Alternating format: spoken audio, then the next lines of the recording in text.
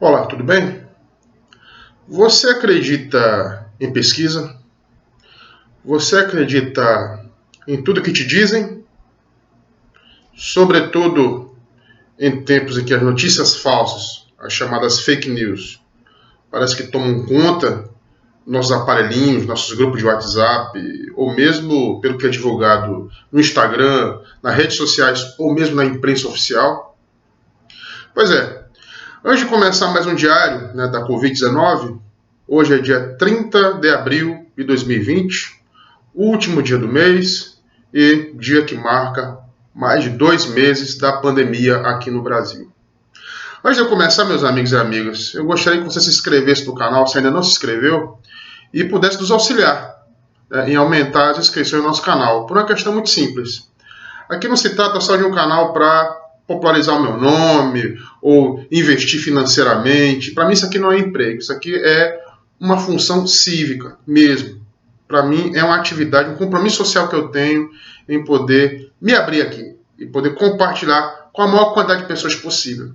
Eu acho de fato que eu contribuo para acabar com essa rede maliciosa de notícias falsas e não para aumentá-las.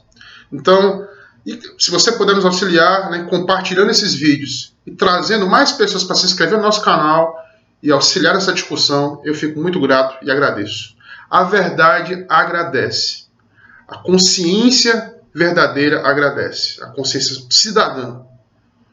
E, sobretudo, o compromisso de fato com o Brasil. Não esse compromisso dos populistas. Não esse compromisso demagógico de extremistas de direita, mentirosos, que procuram se aproveitar desse vírus para ter ganho político. Mas sim a consciência do cidadão e da cidadã que quer passar desse inferno o mais rápido possível. Quer logo buscar o seu novo normal. Então, meus amigos, feita essa introdução, você já deve estar sabendo que na data de ontem, dia 29, saiu uma pesquisa no Datafolha divulgando aí que, ao menos aparentemente, a adesão popular ao isolamento social decresceu. Ou seja, pela pesquisa da Datafolha, em relação à pesquisa feita no mês anterior, hoje, em torno de 52% dos brasileiros ainda defende o isolamento horizontal, o isolamento social, como melhor forma de você prevenir o contágio do coronavírus. Contra 46% que acham que o isolamento tem que acabar. Que já é hora de abrir o comércio. Já é hora de voltar ao normal, de voltar à nossa vida normal. Pois bem, segundo a pesquisa, em relação a dados anteriores, cerca de 8 pontos percentuais de apoio ao isolamento caíram na pesquisa anterior, já que na pesquisa feita pelo Datafolha anteriormente, 60% da população brasileira, ou seja, uma grossa maioria, era a favor do isolamento. Achava que, de fato, o isolamento era a melhor medida para se proteger contra um vírus que, repare, já matou mais de 5.400 pessoas aqui no Brasil e continua matando a cada dia. Pois bem, vocês podem achar, meus amigos, quando eu falo em morte, eu estou dramatizando muito. Ah, Fernando, mas o Roberto Justus lá já tinha falado no começo dessa pandemia que iam morrer 1.000 e poucas pessoas, isso é natural. Mas nós somos milhões. O Brasil tem 200 milhões de habitantes, ou pouco mais. O que são 5.000 pessoas? Pois é, não são apenas 5.000 números, são 5.000 vidas. São 5.000 homens e mulheres, ou crianças, ou idosos, que agora têm seus parentes chorando a perda de um ente querido que poderia não ter morrido, se de fato medidas de prevenção pudessem ser adotadas de verdade. Apesar de que alguns acham que é coisa do acaso. Ah, não, Deus é quem sabe. Deus é quem sabe, mas Deus nos deu sabedoria e discernimento. Pelo menos eu penso assim, para não cair em roubada. Roubada, meus amigos, que os meios de comunicação já estão querendo nos levar. A grande questão é essa. Eu gosto muito de informação. Quem me conhece, dos meus amigos, pessoas mais próximas, sabem que eu sou viciado em informação. Acho que o meu maior vício é informação. Quando eu acordo, eu já busco ali no meu smartphone, no meu tablet, no meu computador, na televisão, ou num jornal, numa banca, se tiver aberta, porque agora com o coronavírus não dá nem para ir em banca de jornal. Mas anteriormente eu ia em banca de jornal. Então, eu gosto de informação, faz parte do meu estilo, eu gosto de ler. Eu fui educado assim, a gostar de ler, a gostar de aprender, a gostar de me informar. Claro que, como eu já falei há pouco, de muitas informações a gente tem que podar porque grande parte delas é informação falsa, ou a informação não checada, ou a informação frágil. Inclusive informações reveladas por pesquisas, veja bem, pesquisas, que, né, a gente sabe que, a exemplo da Datafolha, elas procuram seguir um certo rigor científico.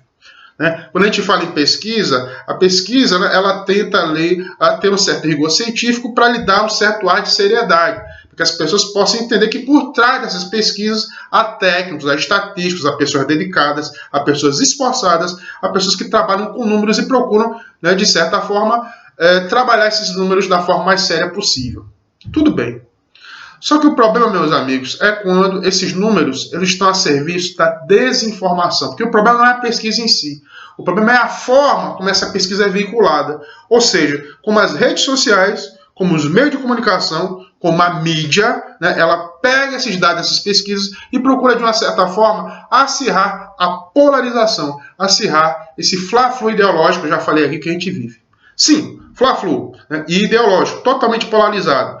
Porque de certa forma, o governo Bolsonaro auxiliou muito nisso, né? Sobretudo nessa pandemia, porque é impressionante isso, e desde a campanha eleitoral é assim, e parece até que a campanha eleitoral não acabou, se procura o quê? Fazer aquela velha dicotomia, aquela velha separação entre direita e esquerda.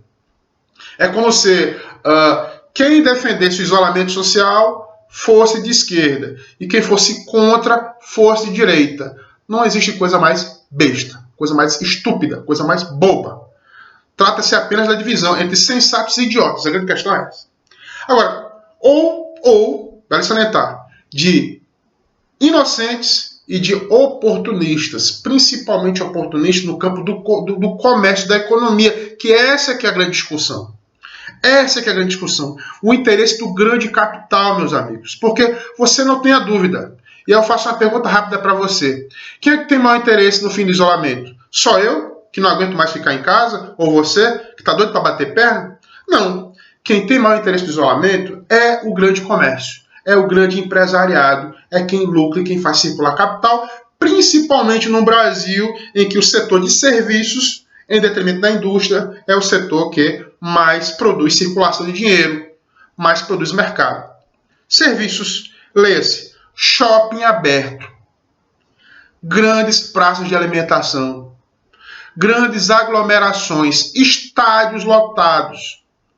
O grande problema é que esse danado desse vírus é um vírus que adora a multidão. É um vírus que a gente sabe já que o seu alto poder de contágio, né, adora se meter em multidões exatamente para contaminar a maior quantidade possível de gente. E claro, dessa maior quantidade de pessoas que são contaminadas, um percentual vai ter complicações de saúde graves. Podem ou vão morrer. Essa que é a questão, que eu já falei repetidas vezes nesses vídeos. É roleta russa? Essa é a grande questão. Aí eu vejo, meus amigos, né, o desserviço, o verdadeiro desserviço que determinados meios de comunicação fazem, né, quando, por exemplo, olha, falei isso, eu sou viciado em informação, eu adoro escutar rádio, por exemplo. Eu escuto a Jovem Pan, eu escuto a CBN, eu escuto a Mix, eu escuto as rádios gospel, quando tem alguma informação, eu escuto a Voz do Brasil, eu gosto de escutar rádio, sobretudo quando eu vou trabalhar. Muito bem. Aí você tem um programa Pingos nos Is da Jovem Pan. Que, claro, é um programa hoje, né, em que os seus jornalistas, né, o grande Augusto Nunes, né, e o grande Zé Maria Trindade, estão ali a serviço da direita, vestiram a carapuça, defendem abertamente o governo Bolsonaro. E você vai dizer, numa democracia isso é importante, a gente tem que ouvir, né, todas as vozes. Como diria o grande filósofo alemão Jürgen Habermas, nas condições ideais de discurso, né, nessa filosofia, nesse agir comunicativo, todos devem ter o direito a falar, inclusive blogueiros ou jornalistas da direita. Nada contra isso. Eu acho que o Augusto Nunes ele tem todo o direito de defender o presidente que ele gosta e de execrar o ex-presidente que ele detesta e acha que é bandido, que é o caso do Lula. Só que o que a gente não pode fazer é o seguinte, é defender o indefensável.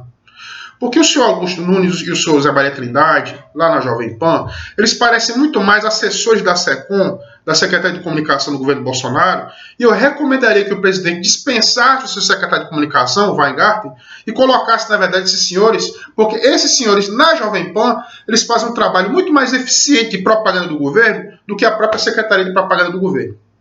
Essa que é a verdade. E ontem, né, o senhor Augusto Nunes, com a maior cara de pau, falando que estaríamos condenados a uma prisão domiciliar perpétua se não rompêssemos com o isolamento, né, defendeu tão somente a abertura total do país. É isso que eu estou falando, a abertura total do país.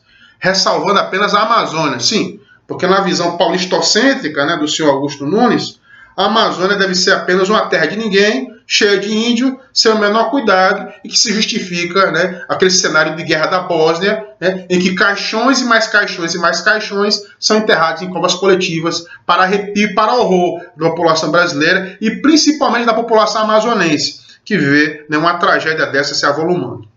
Pois é, o senhor Augusto Nunes e o senhor Zé Maria Trindade parece que estão a serviço desse projeto do capital.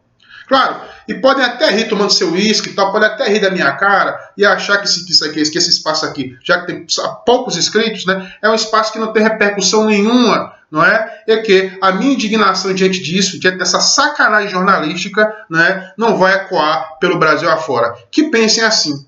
Mas que pelo menos aqueles que me escutam e aqueles que ao menos compartilham o que eu falo, né, atentem-se à verdade. Não dá, meu amigo, para brincar com um país em que a taxa de contaminação, a taxa de contágio, está no Infomoney, viu? Está no Infomoney. Não sou eu, Fernando Alves, que estou falando, não. Está em site de economia, já que, né, os senhores da grande mídia da direita acham que a economia, né, é o valor principal em relação à saúde. É mesmo. Quando falam que economia e saúde, né, estão em patamares iguais, tem que pensar os dois, isso é balela, isso é mentira.